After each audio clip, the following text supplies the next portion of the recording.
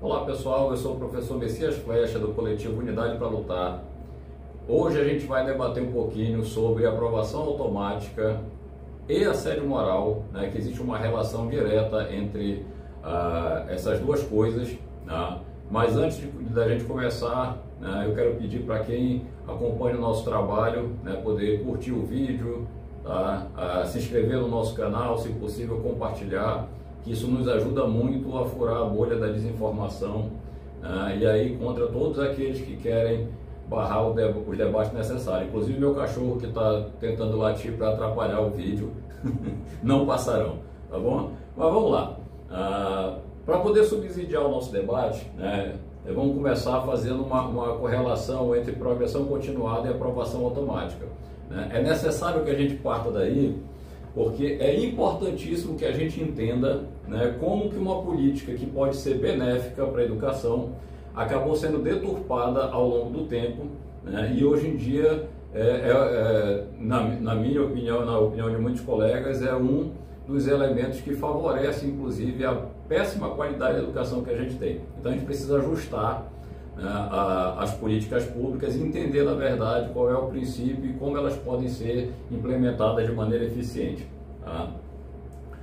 Estou começando aqui com uma chargezinha, né, que inclusive não é de forma alguma o cerne desse debate, mas esclarece um pouco uma certa dúvida que paira, né, nas nossas cabeças, porque muita gente, inclusive só para constar, né, vamos explicar por que essa referência aos anos 90, né, eu já antecipo para vocês que tem a ver com a Lei de Diretriz e Base da Educação, né, e com o advento da progressão continuada como uma possibilidade, né, constante a partir de 1996, tá? Mas a gente vai discutir isso mais para frente, tá bom? Então uma chargezinha para provocar, né, que representa mais ou menos uma inversão de valores, né, que algumas pessoas apontam, né, e nós temos que entender de fato se isso se concretiza na nossa realidade ou não. Tá? Então o debate entre progressão continuada e aprovação automática é um debate necessário, né, porque no nosso entendimento isso tem balizado as políticas públicas para a educação nas últimas 3 décadas, né, inclusive avançando em determinados aspectos, tá, porém regredindo profundamente em outros, né? Então a nossa intenção aqui não é, inclusive, somente criticar as práticas que vêm ocorrendo, que vêm sucateando e deixando a nossa educação caótica, mas a gente também tem a intenção de propor, né, medidas que vão no sentido de ajudar, de contribuir com a melhoria da educação como um todo, né? É bom dizer também, né, que essa melhoria ela tem que participar de um amplo debate dentro da sociedade. Então essa não é uma discussão restrita, né, aos educadores ou quem vive na esfera da educação, né, Secretaria de Educação, Estado. Isso aí é um debate que, do nosso ponto de vista, interessa profundamente a toda a sociedade, né, a quem tem filho na escola, a quem não tem, né, porque a gente está discutindo uma perspectiva de futuro, construção da qualificação das próximas gerações que vêm por aí, etc., né? Mas eu vou começar apresentando algumas críticas, né, que eu retirei de um artigo científico, né, que cita vários autores e que ele apontam, né, que tem algumas mazelas provenientes do regime de progressão continuada, né? Ao que mais para frente eu já adianto que eu acho que é um equívoco, né? O que está apontado aqui é na confusão, né, que se faz entre o que é progressão continuada e o que é aprovação automática. Mas vamos lá, né? Aqui está citado alguns autores. Eu gostaria de lembrar que cada vez que a gente grava um episódio novo tem mais LED queimado aqui na nossa televisão, tá? Mas vamos seguir tranquilo. Então, alguns efeitos, né, atribuídos à progressão continuada são diminuição na aprendizagem, né, de informações, conceitos e leis, desinteresse pelas atividades pedagógicas, desinteresse pela aprendizagem, displicência, indisciplina, né, avaliações pautadas na percepção do professor, né, subjetiva, avaliações qualitativas que podem ser influenciadas pela relação interpessoal do aluno com o professor, né, queda na frequência escolar, aprendizagem insuficiente ou ausência dessa, né, baixo aproveitamento na capacidade de leitura, baixo aproveitamento na realização de cálculos, baixo aproveitamento na compreensão crítica, confusão psíquica, etc. Tá? Bem, a princípio eu gostaria de ressaltar que essas problemáticas apresentadas, elas são reais, né? Se nós podemos atribuir ou não a progressão continuada ou aprovação automática, isso aí é uma outra questão, né? Mas que essas problemáticas existem, sim, elas existem, né? Mas para contextualizar, é interessante que a gente relembre que a progressão continuada ela está prevista na LB desde 1996, tá? E ela surgiu como proposta para resolver dois problemas básicos que a gente tinha na educação, que era a questão da evasão escolar e a inadequação, né, da idade do aluno com a série no qual ele cursava. Esses dois problemas que focava, né, a ideia da progressão continuada, obviamente que eles geravam outros problemas e estavam correlacionados. Por exemplo, o baixo aproveitamento, a reprovação, também levava à evasão escolar, né, assim como a problemas psicológicos, etc. Então, a primeira coisa que a gente tem que dizer é que com a adoção por muitas escolas, muitos estados da progressão continuada, nos últimos 30 anos esse problema diminuiu bastante, né? A evasão escolar e a inadequação da idade, né, é algo que vem sendo superado. Porém, né, nós também temos que discutir a que custo isso acontece, né, e discutir que o preço que a gente paga, né, não é pelo que preconiza a progressão continuada, porque a progressão continuada, né, não é a mesma coisa que a aprovação automática. Não quer dizer que o aluno vai passar de ano sim ou sim. Quer dizer que ele pode ter mais tempo, né, e um tempo de qualidade para que ele possa recuperar aquele conteúdo que ele não aprovou, né, que ele não desenvolveu plenamente. Tá? Então, a queda de qualidade do ensino, desinteresse e falta de esforço, analfabetismo funcional e a desvalorização do esforço, elas são decorrentes de uma outra prática, né? Porque, por princípio, como deveria funcionar a progressão continuada? O aluno, assim como o aluno no estado do Amapá, por exemplo, ele pode, ao final do ano, ficar retido.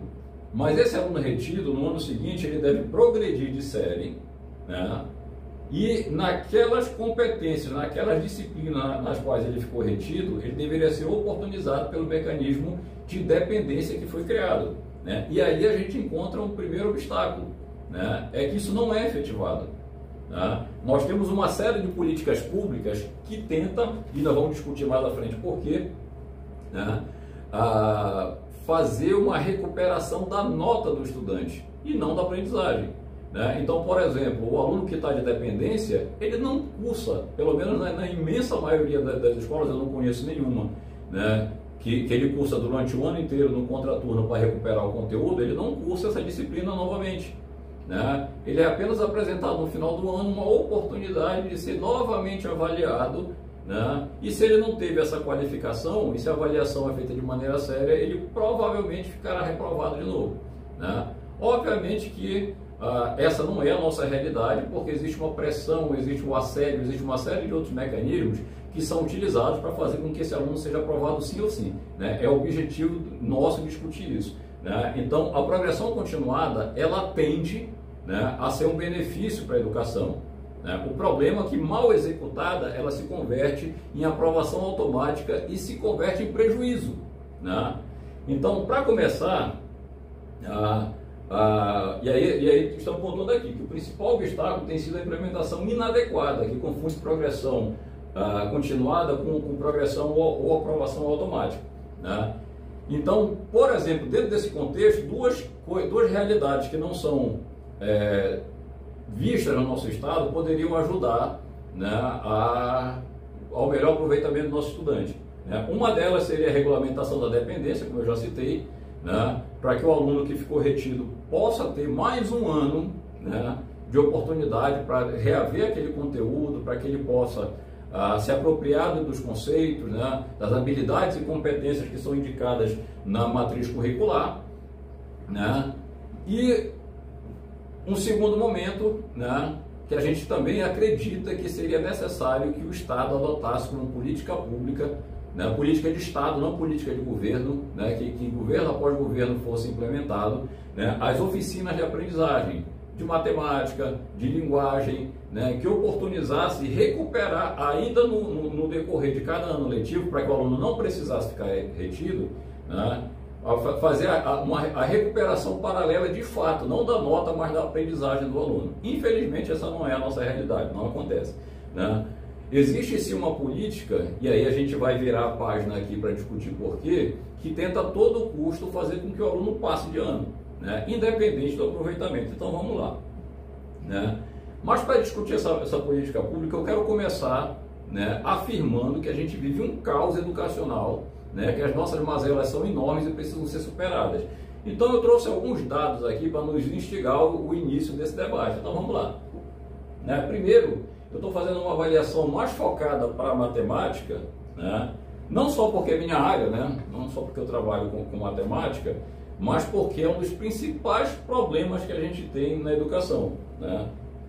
E matemática associada à linguagem. Mas aí, né, no momento oportuno, vamos trazer o pessoal da linguagem para a gente estar batendo esse papo aqui também, né, e também discutir essa perspectiva, porque linguagem é importantíssima. Interpretação de texto vai ajudar o nosso estudante na geografia, na história, na própria matemática, em todas as disciplinas, né? E o conhecimento básico da matemática ajuda na física, na química, até mesmo na biologia, na geografia, tem, né, aplicações em diversas áreas. Mas vamos lá. Tem alguns parâmetros internacionais que nos mostram que o Brasil, de maneira geral, está muito mal situado, né, no desenvolvimento do ensino da matemática. Eu trouxe dois indicadores aqui, o TIMSS e o PISA, né, que mostram o seguinte, olha, e isso não é uma questão, né, dizer assim, a gente está fazendo uma discussão na esfera estadual, né, porque é onde é o nosso campo de atuação, mas isso não se restringe à esfera estadual, tá? A educação pública no âmbito municipal, que cuida das séries iniciais, também, né, nos leva para posições terríveis. Então, veja só, por exemplo aqui, olha, a avaliação internacional de matemática, feita com os quartos anos, né, do ensino fundamental, o Brasil ficou na 55ª posição de 58 países avaliados, tá? No 8º ano, o país ficou em penúltimo lugar, né? Superando somente o Marrocos. Entre 42 países, nós ficamos na 41ª posição, tá?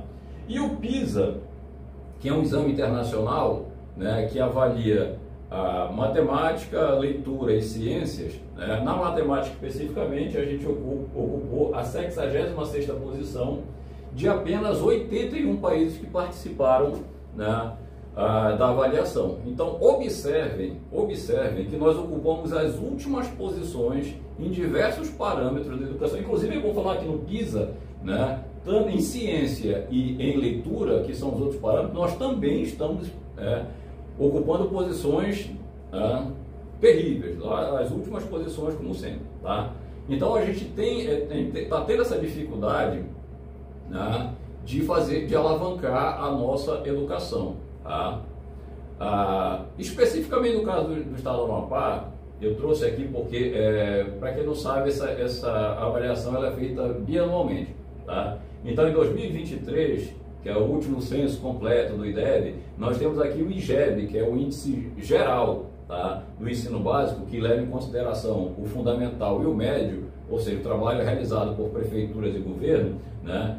Observem aqui, o estado do Amapá é o último colocado, tá? Nós temos o pior IGEB do país, tá? A última posição. E aí nós vamos levar em consideração que esse índice leva em consideração o aproveitamento do IDEB e mesmo assim, né, mesmo que esse número seja em tese fictício, porque os estados se esforçam, né, para burlar e jogar o índice lá para cima, mesmo que isso não represente um crescimento qualitativo da educação, né, nós precisamos demonstrar que mesmo assim nós ocupamos a última posição, tá?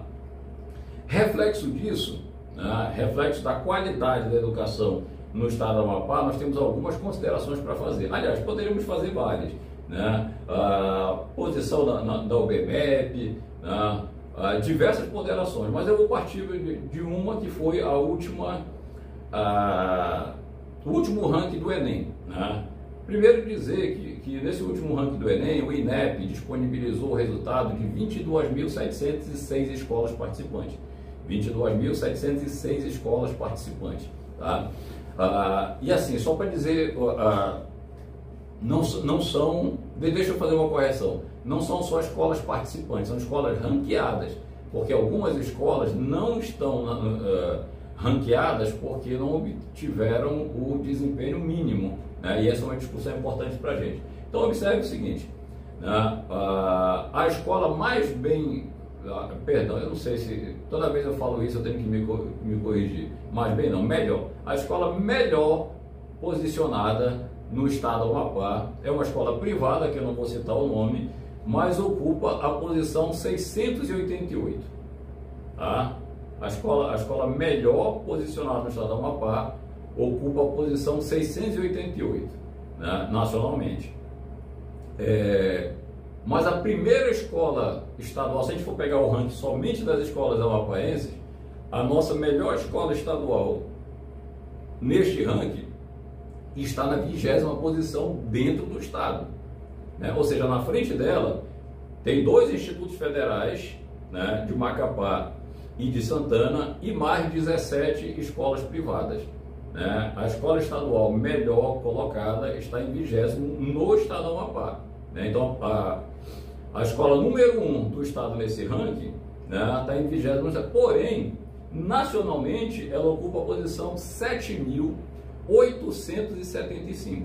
A nossa escola estadual melhor classificada está na posição 7.875, né? Mais 2 ponderações. A nossa escola pior, né, neste ranking ocupa a posição 22.610. Lembrando que são só 22.706 ranqueados, significa dizer que nós chegamos próximo da última posição também nesse ranking nacional, né, do Enem divulgado pelo INEP, né? E outro ponto que é necessário que a gente coloque aqui também é que somente 97 escolas foram ranqueadas no estado do Amapá, né? Considerando que nós temos em torno de 400 escolas estaduais, mais um monte de escolas privadas, né? Significa dizer que mais que 300 e tantas escolas do estado sequer aparecem nesse ranking, porque não conseguiram a nota mínima, né, nem para figurar aqui, né? Então isso, pessoal, né, eu creio, né, eu espero que concordem comigo, que demonstra que a gente tem sim, né, um problema sério para ser superado dentro do estado do Amapá, no nível de educação que é oferecido para as nossas crianças, né? Porém, nós devemos tomar cuidado, né, com a maquiagem. O que a gente vai falar aqui agora, né? É que assim, o poder público, e não só no estado do Amapá, né, por diversas questões, né, até por financiamento, né, tem tratado os nossos alunos como estatística, né? E a propaganda oficial é uma propaganda que ela é restrita, né? Ela não é inclusiva, ela é excludente. É uma propaganda que pega um pequeno grupo de pessoas, né, para tentar caracterizar que isso é o índice geral da educação no nosso estado, né? Então essa maquiagem, né, essa maneira de tentar burlar a realidade, né, nós vamos tentar expor mais para frente. Mas vamos lá. O IDEB, né, é um índice que reflete 2 indicadores, né? Basicamente 2 indicadores, que é a aprovação e o desempenho, né? A nota dos alunos nos testes, como o SAEB, por exemplo. Vamos já falar do SAEB, né? Mas por conta disso é necessário que a gente entenda o seguinte, que uma das condições da aplicação do Fundeb, que é o Fundo Nacional, né, de Desenvolvimento da Educação Básica, é que o IDEB, né, seja condizente com a aplicação dos recursos. Então, quando o IDEB está muito baixo, é reavaliada esta aplicação. Então, como os estados não querem passar por essa peneira, né, a maioria deles criaram mecanismos para inflar esse IDEB. Eu posso citar, por exemplo, aqui o estado do Pará, né, que mais recentemente criou inclusive uma gratificação, né, por desempenho, né, dos profissionais da educação. E como é que se mede esse desempenho? Pelo aproveitamento do aluno, ou seja, os alunos estão, né, com as notas lá em cima, o índice de reprovação, né, de retenção está sendo muito baixo, né, isso aumenta o IDEB e cria uma bonificação, né? Qual é o problema disso? O problema disso é que se criou uma cultura da nota, né? E essa cultura é imposta pelo próprio poder público. né, que pressiona as escolas, que por sua vez pressiona os educadores para que os alunos tenham, né, obviamente que inicialmente para que eles sejam aprovados e que as notas sejam, né, suficientes para que isso ocorra, né, que ocorra essa aprovação, né, porque esse índice é crucial, né, para as políticas públicas. Com relação à avaliação, nós temos, né, mais uma série de absurdos. Por exemplo, o SAEB, que deveria medir como é que de fato, ele deveria ser um termômetro de como está a educação em cada estado, em cada segmento, no Fundamental, no Fundamental 1, Fundamental 2, ensino médio, etc., né? Muitas escolas orientam, né, a preparação para que alunos que irão fazer o SAEB especificamente possam ter um desempenho melhor. Vocês estão entendendo? Então, tentar fazer com que a gente vá aparecer, no final das contas, com algo que não reflete a nossa realidade, né? E mais para frente a gente vai fazer algumas discussões que são pertinentes, né? Então, por quê, né? A quem interessa a realidade de caos da educação precarizada que a gente tem no nosso estado? Bem, diversas coisas podem ser ponderadas aqui, desde a nossa matriz econômica, que tem 1,1% no setor primário somente, né, que boa parte está concentrada no setor público, né? Eu acho que vocês acompanharam no nosso último vídeo, né, um comentário de que o orçamento do Estado ele é praticamente metade do PIB do Amapá. O orçamento do governo do Estado é praticamente metade do PIB do Amapá. Então, o Estado do Amapá ainda tem uma importância significativa na nossa economia, né? E a precarização da educação ela tem dois vieses, né? O primeiro viés é a sujeição do indivíduo com pouca qualificação, né, ao atrelamento fisiológico com o Estado, seja por contrato administrativo, né, seja por outros vieses, né.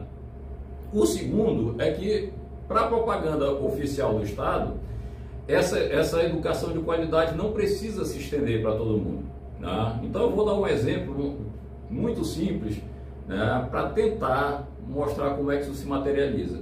A gente vem nos últimos anos caindo a participação, né, dos inscritos no Enem aqui no Amapá, né? Mas em 2017, por exemplo, né, teve 51.405 inscritos, se eu não estou enganado, mais de 51 mil, né? Bora fazer uma ponderação. A Universidade Federal do Estado do Amapá, ela tem 1.545 vagas, né? Mais de 51 mil significa dizer que menos de 3% dos inscritos, por exemplo, entra na Universidade Federal. Menos de 3% de 51 mil pessoas conseguiriam essas vagas, né? Excetuando, né, as políticas afirmativas e mais uma série de coisas, né? Então imagine que o Estado, desses 3%, ele empaque 1%, né? Ele empaque, sei lá, 500 vagas vindo de alunos que cursaram na rede pública estadual. Representa 1% de quem participou. Esse 1% é suficiente para que se faça uma ampla divulgação, uma propaganda mostrando a eficiência da educação pública, etc., né? E aí esquece os outros 49 mil e tantos que não entraram, não faz a menor diferença, né? Assim como não faz a menor diferença no dia a dia a qualidade da educação que é proporcionada para essas pessoas, né? Para o Estado, elas são números, são estatística, né? Nas nossas escolas, por exemplo, não há o regime de dependência de maneira concreta, porque não tem nem sequer sala de aula disponibilizada para isso, né? As escolas são abarrotadas de aluno, né? Não tem espaço, e aí as direções, as coordenações pedagógicas não tem como pular essa pressão, né, para que haja matrículas, né, ao invés de construir novas escolas, ao invés de contratar, de fazer concurso público para que tenha novos servidores, para que possa atender essa demanda do aluno que precisa recuperar a aprendizagem. Ao invés disso, é mais fácil que se faça a propaganda em escolas polos, em resultados como o resultado do Enem, que é maquiado, não se faz uma discussão séria,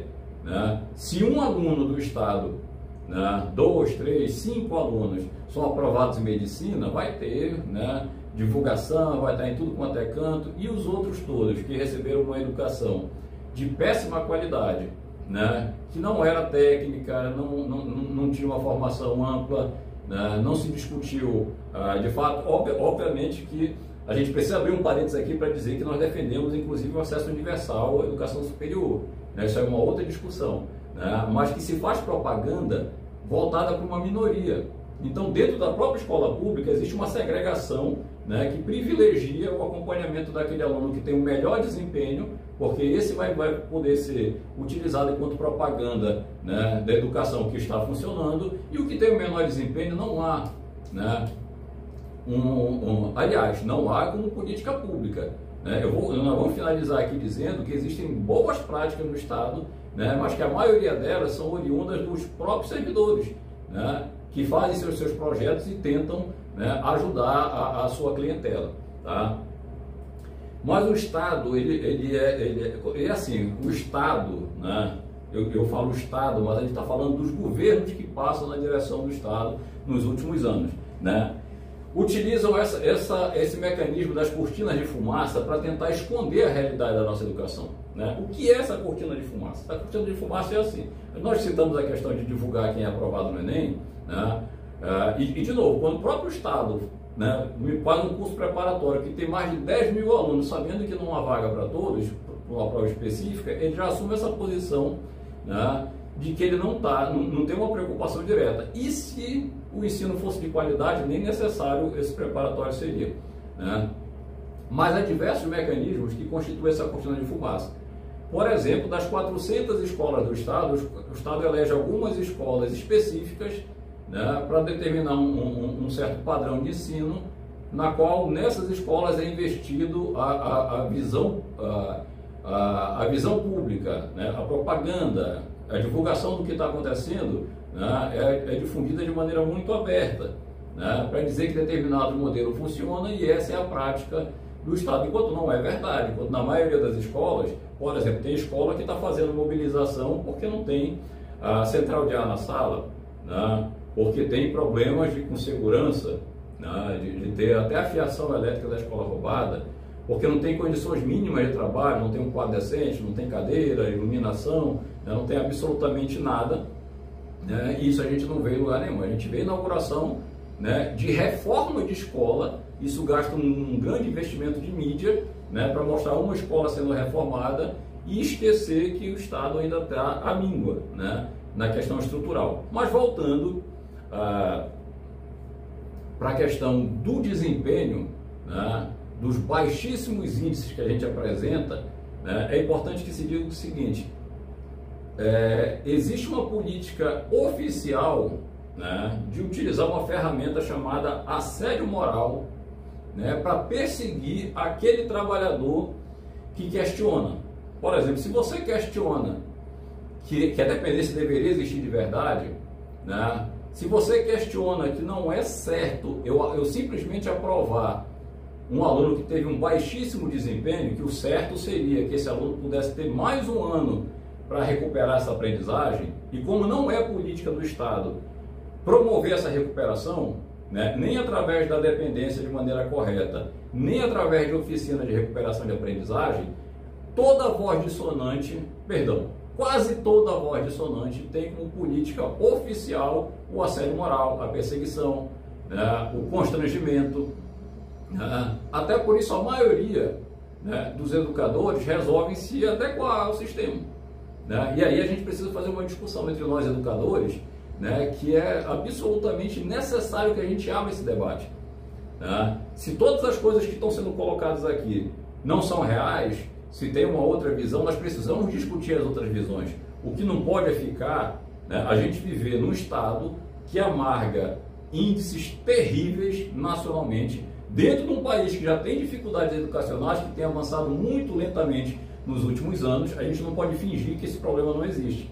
A gente não pode fingir que a aprovação do estudante não é um prejuízo para ele se essa aprovação não vem acompanhada do desenvolvimento necessário das habilidades e competências que a matriz curricular determina para cada uma das séries, né? Isso aí é essencial que a gente abra esse debate. A gente não pode se acomodar nem no mantra de dizer, não, mas o aluno não se esforça, não se interessa, a família não acompanha, porque tanto o aluno, a família, né, ao longo das últimas décadas, estão imersos nessa política, vamos chamar de cultura da nota, né? Nessa política que estabelece que o aluno ter nota e passar de ano é tudo que interessa, né? Onde boa parte dos pais e responsáveis não pode sequer verificar, aferir, né, se o aprendizado está sendo desenvolvido a contento pelo estudante. E o próprio estudante, que é um ser humano inteligente, ele percebe como é que o sistema funciona e está absolutamente adaptado a isso, né? Então aquelas mazelas que nós colocamos da falta de interesse, disciplina, né, analfabetismo funcional, isso tudo é um reflexo, né, da percepção que a família e o próprio aluno têm de que ele passa de ano independente do quão profundo está sendo o aprendizado dele, né? Então a gente precisa de políticas públicas que recuperem a aprendizagem desse estudante, né? Que esta nota que compõe o IDEB, né, e que esta aprovação que compõe o IDEB seja um fruto de fato do aluno estar desenvolvendo a aprendizagem necessária, se qualificando inclusive como cidadão crítico, né, para a vida, né, porque até pela nossa realidade a universidade não é o caminho de todo mundo, né? É necessário que haja uma ampla formação para que esse aluno possa encarar diversas realidades às quais ele será submetido, né? E esse mecanismo de pressão do assédio moral, ele é exercido profundamente pela ausência da gestão democrática, né? Por nós termos, na maioria das escolas, né, indicações políticas que estão ali única e exclusivamente para defender as políticas de governo, né? Então, a pressão exercida no professor pela nota, né, eu duvido que a gente tenha como prática em algum lugar professor sendo chamado para perguntar: professor, por que seus alunos estão tirando todos 23, 24, 25 pontos? Eles estão aprendendo de verdade? Essa é a realidade dele? Não, porque a nota, né, ela é o suficiente para o aluno, para a família, para a escola, né, como justificativa de que a coisa está dando certo, enquanto a gente tem a percepção de que isso não é a nossa realidade, né? Então a questão é essa, né? A gente quer convidar essa reflexão à sociedade e aos educadores de que é necessário a gente pensar em mecanismos que tirem o nosso Estado da última posição nos índices que avaliam o desenvolvimento da educação, né? É necessário que a gente discorra sobre a necessidade, né, de salvaguardar o direito do estudante de ter o tempo necessário, né, e as políticas públicas necessárias para que ele possa avançar no desenvolvimento intelectual, cognitivo, etc., né, em todos os âmbitos necessários, ok? Para contrastar com a colocação inicial, né, anterior, aliás, perdão, né, de que o Estado cria cortina de fumaça, né, cria propaganda, né, eu vou mostrar aqui um pouquinho, não sei se vai ficar muito bem no vídeo, eu espero que sim, de algumas fotos que eu tirei, né, enquanto eu circulei no Estado como membro do SOMEI, né? Então vamos lá, né? Parte da realidade do nosso Estado, né? E aliás, antes de começar a discutir essa estrutura, né, eu quero deixar bem claro uma coisa aqui. Isso não se trata de forma alguma de uma crítica às comunidades que nos recepcionam quando a gente vai trabalhar nas aldeias ou onde quer que seja, né? Porque esses sim são extremamente receptivos. Às vezes o pouco que a gente tem e com dificuldade é porque as comunidades se mobilizaram para que houvesse, né? O que não há, parece, após tantos anos de lutas e reclamações, é o interesse de fato do poder público, do Estado, dos sucessivos governos em resolver o problema. Então isso aqui pode não parecer, mas é um fogão, né? Não funciona, obviamente. Aqui era o freezer, tá? Aqui era o freezer para o educador, né, tentar, aliás, não funciona, né? E tem a possibilidade, né, de desenvolvimento de tétano, de mais uma série de coisas. Aqui a água, né, servida aos nossos estudantes. E aqui eu quero mostrar a condição de algumas salas de aula. Essa aqui foi a primeira aldeia, né, a primeira comunidade indígena, perdão, né, a gente tem que cuidar inclusive de usar os termos politicamente corretos, né? Nós temos que nos adequar à realidade das coisas que avançam, né? Eu peço perdão que eu sou um sujeito antigo, né? Mas na primeira comunidade na qual dei aula aqui está, olha, vejam aqui a estrutura, né, do quadro para dar aula, este outro aqui, tomado de cupim, tá? Voltando aqui rapidinho, este local aqui, né, só existe inclusive porque foi construído pela própria comunidade, né, senão nem a sala de aula teria. Mas como já foi há muito tempo, né, então já vem se deteriorando e não tem reforma ou construção de salas por parte do governo do estado. Né? E dizer, inclusive, mais uma vez, né, um abraço para a minha diretora, que eu não vou citar o nome, que eu não estou fazendo propaganda de ninguém, né? Mas que todo o que a gente pôde contar de apoio, né, foi do material humano que leva a educação desse estado nas costas. Tá? Aqui em outra comunidade, isso aqui é um alojamento, tá? Aqui é um alojamento para os docentes que vão para o módulo. A água escorre aqui desse telhado, cai nesta caixa d'água, tá? Que fica desta maneira aqui e é para o uso do servidor de educação, né, que está lotado no módulo nesse período, né? Obviamente, de novo, aqui a gente contou com o apoio da comunidade, né, inclusive com um posto de saúde que tinha lá, nos cedeu uns tonéis para que a gente pudesse pegar água, então nós limpamos a caixa, fomos até o poço, né? Substituímos pela água do poço, né? Colocamos inclusive a caixa d'água para dentro do alojamento, né? Mas de novo, tudo por nossa iniciativa, esforço e um apoio irrestrito da comunidade. Mais uma vez, meu diretor aqui, que deve saber, né? Então lá, um abraço, porque nos ajudaram muito, né? E obviamente nunca nos deixaram faltar nada, até sair, né, a gente ganhava.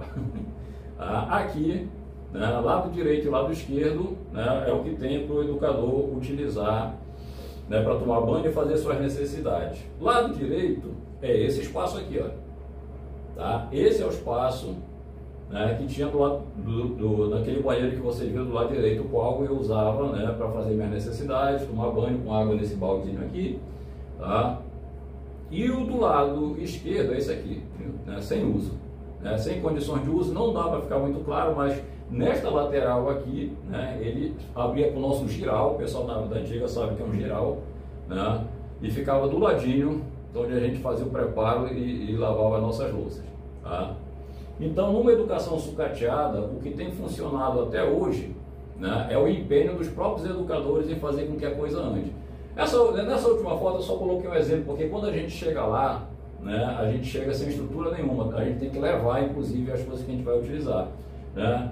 E aí eu deixei panelas, eu deixei aquelas coisas, isso aqui são coisas que eu deixei de presente, né, para os educadores que me substituiriam no próximo módulo, né, assim como muitos outros educadores têm a mesma prática de levar e deixar lá, para que o próximo educador possa utilizar, né, uma vez que a estrutura é precarizada, né, e não nos parece, depois de muitos anos de luta, que há de fato uma motivação para que isso se resolva, né, porque a inauguração de uma escola com pompa e circunstância na cidade parece que é o suficiente para que a propaganda do governo seja do jeito que ele gostaria, né? E aí nós finalizamos aqui dizendo, né, que os educadores que carregam a educação do Estado do Amapá nas costas, né?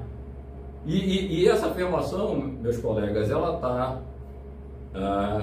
para mim, ela tá posta como óbvio, né, em todos os meios possíveis e imagináveis, no que pese que é assim, né?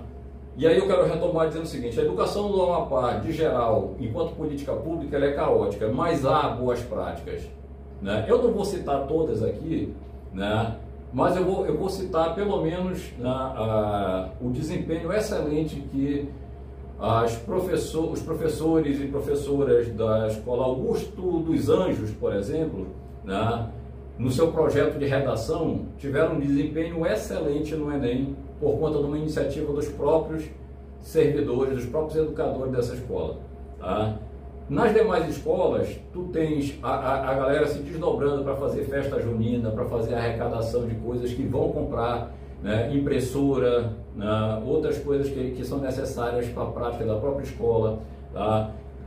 Quero citar meus amigos lá do Cecília Pinto, que tinha um projeto das férias do Enem, para tentar levar o nosso aluno de maneira mais qualificada também para a universidade, né? Até os próprios profissionais que trabalham nas iniciativas públicas de projetos, né? Que a nossa crítica é o seguinte: não é que determinados projetos não deveriam existir, determinados projetos não deveriam ser excludentes, eles deveriam abranger, né, toda a nossa estrutura, né, educacional, né? Eu não posso achar que é aceitável que uma escola tenha piscina, que uma escola tenha uma arena para prática esportiva, que uma escola tenha isso ou aquilo, enquanto 400 escolas não têm, né? 400 escolas geridas pelo mesmo Estado, né? Então, se há disposição do governo de investir na educação, essa disposição tem que ser macro, né? E aí eu finalizo lembrando que no vídeo passado a gente já colocou algumas coisas que são salutares. Por exemplo, o Estado do Amapá tem mais de 1 bilhão de reserva de contingência. Suponho eu que é um bom dinheiro para começar a investir em estrutura para a realização de uma educação de qualidade, construção de escolas, sala de aula, né? Reserva de carga horária para que os profissionais da educação desenvolvam projetos, etc., né? E tem quase 700 milhões de folga na despesa total com o pessoal somente no primeiro quadrimestre desse ano, suficiente para valorizar o profissional da educação que cuida das nossas crianças, etc. Então a gente, né, conclui aqui clamando para que a educação pública do Estado do Amapá não seja refém desses índices, né, que são falseados com a intenção de ludibriar a população de que nós estamos, né, com uma péssima educação pública sendo oferecida para o nosso estudante. Tá certo, pessoal? Então é isso, né? Esse debate não cessa por aqui. Vamos continuar discutindo, vamos trazer outros companheiros para